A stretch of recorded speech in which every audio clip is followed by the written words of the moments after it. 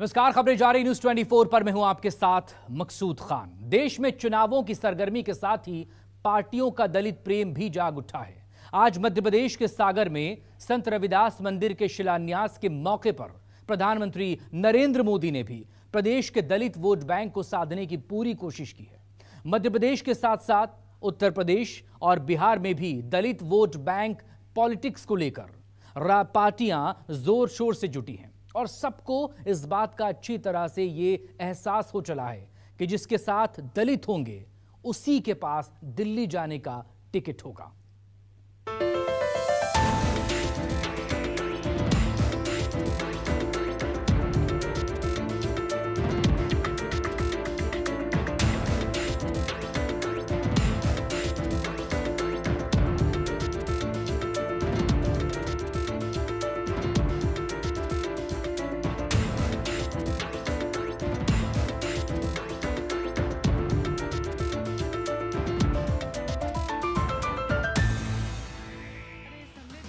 मध्य प्रदेश समेत देश के 4 राज्यों में कुछ दिनों बाद चुनावी शंखनाद होने वाला है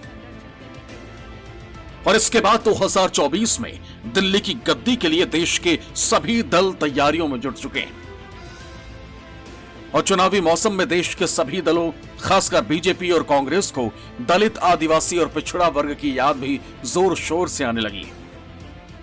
इस साल के आखिर में मध्य प्रदेश विधानसभा चुनाव और 2024 के लोकसभा चुनाव के मद्देनजर बीजेपी आदिवासी वोट बैंक के बाद अब दलित वर्ग को साधने की कवायद तेज कर चुकी है। यही वजह है कि दलित समुदाय के संत रविदास जी के भव्य मंदिर की आधारशिला रखने खुद पीएम नरेंद्र मोदी एमपी के सागर पहुंचे। संत रविदास मंदिर के शिलान्यास के दौरान पीएम मोदी ने एमपी के साथ साथ देश के दलित समुदाय को बीजेपी की रणनीति के दायरे में लाने की कोशिश की। 8 फरवरी 2023 को मुख्यमंत्री शिवराज ने सागर के पास संत रविदास के सम्मान में एक भव्य मंदिर बनाने की घोषणा की थी, जिसकी अनुमानित लागत लगभग 100 करोड़ रुपए है। प्रधानमंत्री नरेंद्र मोदी ने शनिवार 12 अगस्त को सागर में प्रतिष्ठित संत रविदास मंदिर का शिलान्यास किया। इस खास कार्यक्रम में पीएम मोदी के साथ मुख्यमंत्री शिवराज सिंह चौहान और कई केंद्रीय मंत्री भी शामिल हुए। पीएम मोदी ने इस खास मंच से देश में एक बार फिर अपने लौटने की भविष्यवाणी भी कर दी। मुझे इस पवित्र स्मारक के भूमि पूजन का पुण्य अवसर मिला है और पूज्य संत रविदास जी के आशीर्वाद से मैं विश्वास से कहता हूं कि आज मैंने शिलान्यास किया है, 1-1.5 साल के बाद मंदिर बन जाएगा तो लोकार्पण के लिए भी मैं जरूर आऊंगा। और संत रविदास जी मुझे यहां अगली बार आने का मौका देने ही वाले हैं। पीएम मोदी ने सागर की धरती से एक तरफ जात पात की राजनीति पर हमला भी किया तो बातों ही बातों में दलित समाज को साधने की बीजेपी की रणनीति को भी सामने रख दिया। संत रविदास जी ने कहा था, जात पात के फेर मही, जात पात के फेर मही उर्जी रही सब लोग, मनुष्यता को खात हुई रैदास जात कर रोग। अर्थात सब लोग जात पात के फेर में उलझे हैं और ये बीमारी मानवता को खा रही है। कोरोना की इतनी बड़ी महामारी आई, पूरी दुनिया की व्यवस्थाएं चरमरा गई, ठप पड़ गई। दलित, आदिवासी के लिए हर कोई आशंका जता रहा था ये तबका कैसे रह पाएगा, लेकिन तब मैंने ये तय किया कि चाहे जो हो जाए मैं मेरे गरीब भाई बहन को खाली पेट सोने नहीं दूंगा। संत शिरोमणि रविदास जी के मंदिर निर्माण के पीछे जहां धार्मिक आस्थाएं और जातिगत भावनाएं जुड़ी हैं, वहीं दलित समुदाय का वोट बैंक भी प्रदेश में एक बड़ी चुनावी कहानी बयां करता है। आपको बता दें कि दलित समुदाय मध्य प्रदेश के 230 सीटों में से ग्वालियर, चंबल, बुंदेलखंड समेत विंध्य की तकरीबन 80 सीटों पर प्रभाव डालता है। एमपी में अनुसूचित जाति की आबादी 1 करोड़ 10 लाख से ज्यादा है।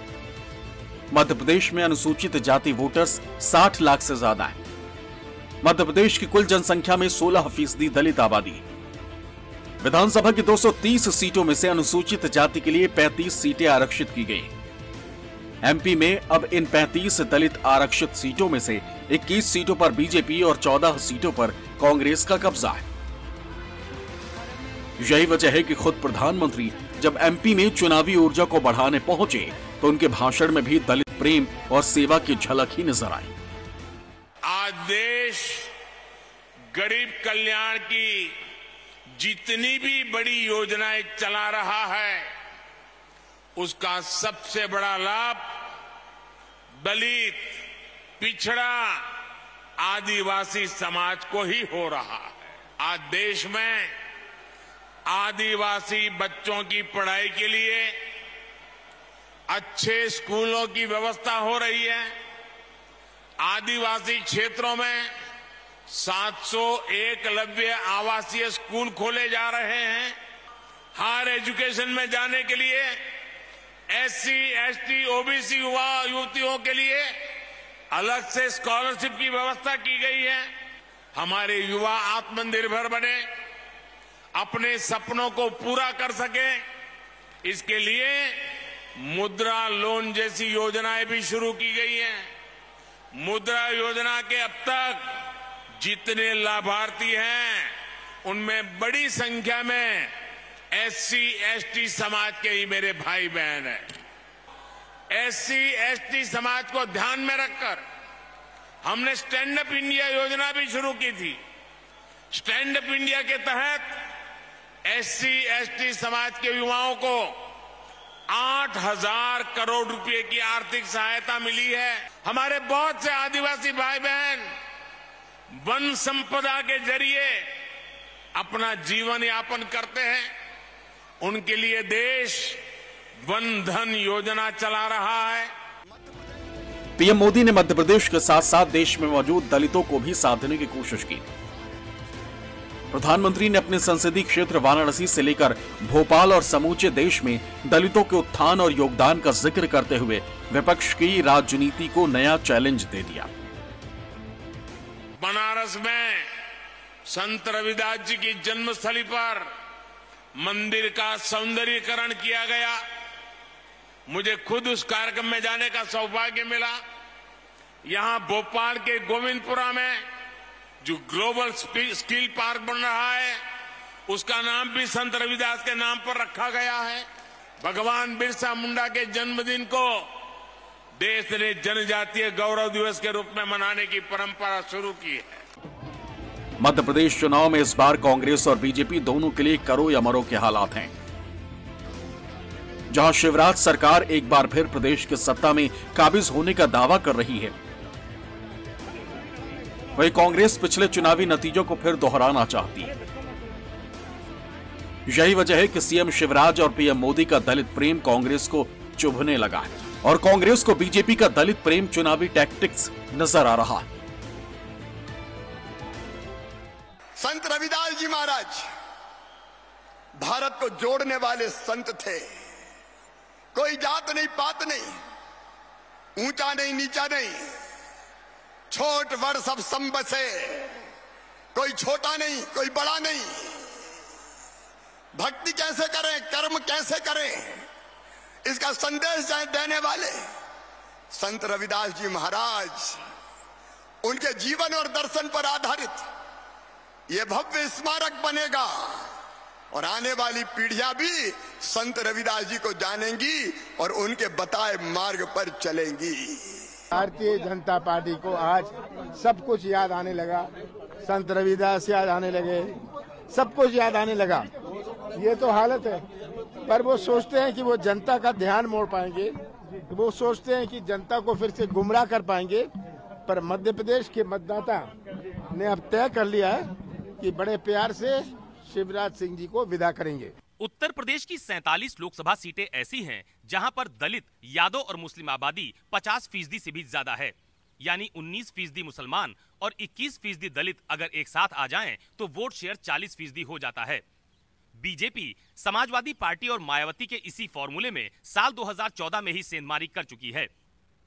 2014 के बाद से दलित मोदी के चेहरे पर ही वोट करता आ रहा है और अखिलेश यादव और मायावती इस बात को बखूबी समझ चुके हैं कि अगर मोदी को रोकना है तो पहले इन दलित वोटर्स को बीजेपी से दूर करना होगा। उत्तर प्रदेश में दलित पॉलिटिक्स की अहमियत लोगों को तब समझ में आई जब कांशीराम ने इसकी शुरुआत की और मायावती को 1-2 बार नहीं दलित फॉर्मूले के चलते 4 बार मुख्यमंत्री बनवा दिया। अखिलेश यादव को दलित वोट बैंक की अहमियत 2019 के लोकसभा चुनावों के बाद समझ में आ चुकी है। 2019 के लोकसभा चुनाव में समाजवादी पार्टी और बहुजन समाज पार्टी साथ मिलकर चुनाव लड़े, लेकिन इसमें बहुजन समाज पार्टी फायदे में रही और अखिलेश यादव नुकसान में। 2019 में समाजवादी पार्टी को उत्तर प्रदेश में सिर्फ 5 लोकसभा की सीटें मिली। इसके उलट बहुजन समाज पार्टी को 10 लोकसभा की सीटें मिली। यूपी में हिंदू और हिंदुत्व के मुद्दे पर राजनीति करने वाली बीजेपी ने हर वर्ग को साधने की कोशिश की, लेकिन उसके बाद भी उत्तर प्रदेश में दलित और मुस्लिम वोट बैंक को साधने की चुनौती हर दल के सामने हमेशा एक जैसी रही।